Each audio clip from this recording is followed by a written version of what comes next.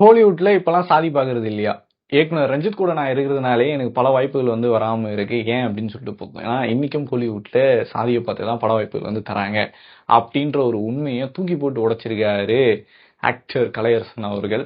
வணக்கம், நான் உங்கள் நெடுமாறன் ராஜாங்கம். ஸோ அது எங்க நடந்துச்சு அப்படின்னு சொல்லிட்டு பார்த்தீங்கன்னா, பிரஸ் மீட் ட்ரெண்டிங் படத்துடைய பிரஸ் மீட்டிங் அப்போ ட்ரெண்டிங் படத்தை டைரக்ட் பண்ணியிருக்காரு டைரக்டர் சிவராஜ். அண்ட் இந்த படத்துக்கு இசையமைச்சிருக்காரு சாம் சியோஸ். இந்த படத்தோட முக்கியமான ஸ்டார் காஸ்டிங்கா கலையரசன் அண்ட் பிரியாலா மற்றும் பலர் நடிச்சிருக்காங்க.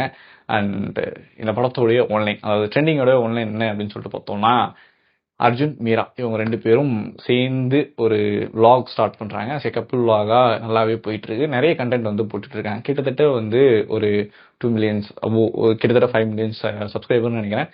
அவங்க வந்தாச்சு. ஸோ நல்லா போயிட்டு இருக்கிற இதுல ஒரு சின்னதா ஒரு பெரிய பிரச்சனை வருது. என்ன அந்த பெரிய பிரச்சனை அப்படின்னு பார்த்தீங்கன்னா, சேனலை ஹேக் பண்ணிடுறாங்க. ஸோ ஹேக் பண்ண அப்புறமா அவங்களுடைய இஎம்ஐ அவங்களுடைய கடத்துக்கெல்லாம் ரொம்ப கஷ்டப்பட வேண்டிய சூழ்நிலையா இருக்கு. அப்போ ஒரு பிரைவேட் நம்பர்ல இருந்து கால் இந்த மாதிரி டாஸ்க் பண்ணீங்கன்னா நாங்க 7 நாள்ல 2 கோடி ரூபாய் பிரைஸ் தரோம் அப்படின்னு சொல்றாங்க. இந்த டாஸ்க்கை பண்ணி முடிச்சு அர்ஜுன் அண்ட் மீராவுக்கு என்ன ஆகுது, அந்த டாஸ்க்ல என்னெல்லாம் ஆகுது அப்படின்றதுதான் படத்துடைய கதை. ஆக்சுவலா எனக்கு ஆரம்பத்துல இருந்தே படம் பயங்கரமா ஒர்க் பண்ணியிருக்காங்க அப்படின்றது தெரிய ஆரம்பிச்சு. என்ன அப்படின்னா, இந்த ஜென்ரேஷன்ல அதிகமா நம்ம யூடியூப்ல நிறைய செலிபிரிட்டிஸ் நம்ம பார்த்துட்டு இருக்கோம். யூடியூப் செலிபிரிட்டிஸா அவங்க கப்புள் விளாக்ஸ்லாம் வச்சுட்டு நடக்கிறத நம்ம பயங்கரமா ரசிச்சு கொண்டாடிக்கிட்டு இது பண்ணிட்டு இருக்கோம். நிறைய பேரை வளர்த்து விட்டுட்டு இருக்கோம்னு வச்சுங்களேன்.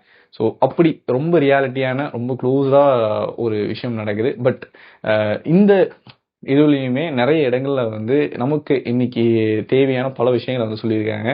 என்ன அப்படின்னா, கண்டென்ட்டுக்காக அவங்க அந்த எக்ஸ்ட்ரீம் வெர்ஷனை தாண்டி போயிட்டு அவங்களுடைய டே டு லைஃப்ல எந்த ஒரு பிரைவேட் எதுவுமே இல்லாம மொத்தமாவுமே கண்டென்ட் அப்படின்ட்டு போறது, அது எந்த அளவுக்கு பாதிப்பை ஏற்படுத்தும் உள்ள போக போக அப்படின்றத ரொம்ப மைன்யூட்டா சொல்லியிருந்தாங்க. அந்த ரிலேஷன்ஷிப்லயே அது எந்த அளவுக்கு பெரிய பிரச்சனையை தாக்கத்தை உண்டாக்குது.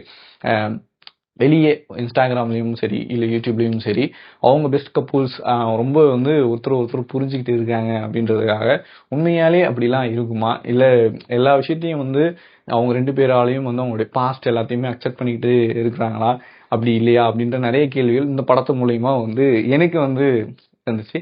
ஸோ இந்த மாதிரி நிறைய விஷயங்கள் இருக்கு. பட் இதெல்லாம் இருந்தாலுமே படத்துல லாஸ் அப்படின்னு சொல்லிட்டு பார்த்தோம்னா, உண்மையாலே படம் ரொம்ப ஸ்லோவா போகுது. அடுத்தடுத்து என்னென்ன சீன்ஸ் அப்படின்னு நம்மளால கெஸ் பண்ண முடியுது.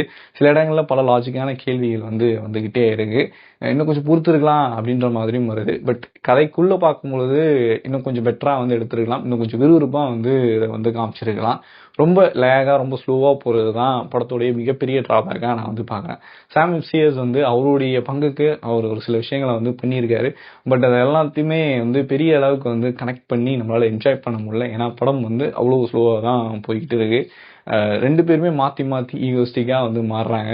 அவங்களுக்குள்ள ஒரு டயலாக் வச்சுக்கிறாங்க. ரொம்ப எமோஷனலா இந்த டாஸ்க்குக்காக இதெல்லாம் பண்ணணுமா அப்படின்ற ஒரு கேள்வியும் நமக்குள்ள வந்துகிட்டே இருக்கு. ஸோ இது எல்லாமே ட்ரெண்டிங் நமக்குள்ள நிறைய கேள்விகள் கொடுத்துக்கிட்டே இருக்கு. ஆக்சுவலா எனக்கு படம் பார்த்து முடிச்சிட்ட அப்புறம் தோணுன ஒரே ஒரு விஷயம் தான், இதுக்கு முன்னாடி ஊர்ல இந்த 4 பேர் உட்காந்துக்கிட்டு மொத்தவங்க கதையை பேசிட்டு இருப்பாங்க. இப்போ நம்ம என்ன பண்ணிட்டு இருக்கோம் அப்படின்னா, வீட்டுக்குள்ள உட்காந்துட்டு யூடியூப்ல 4 பேருடைய கதையை நம்ம யூடியூப்ல பார்த்துட்டு இருக்கோம். அது காமிக்கிற அவங்க தப்புன்னு சொல்லிட்டு நம்ம சொல்லலாம், பார்க்குற நம்மளாலதான் அவங்க காமிக்கிறாங்க அப்படின்னு சொல்லிட்டு அவங்க நம்மள சொல்லலாம். பட் மாத்தி மாத்தி இதெல்லாம் எதுக்கு அப்படின்ற ஒரு இடத்துல தான் நிக்குது.